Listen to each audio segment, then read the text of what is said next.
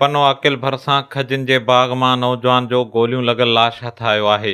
इतला ते सांगी थाणे जी पुलिस पहुची नौजवान जो लाश खणाए इस्पताल मुंतक़िल कयो, जिते संदसि सुञाणप 21 वरहनि जे इरफान तड़त तौर थी आहे।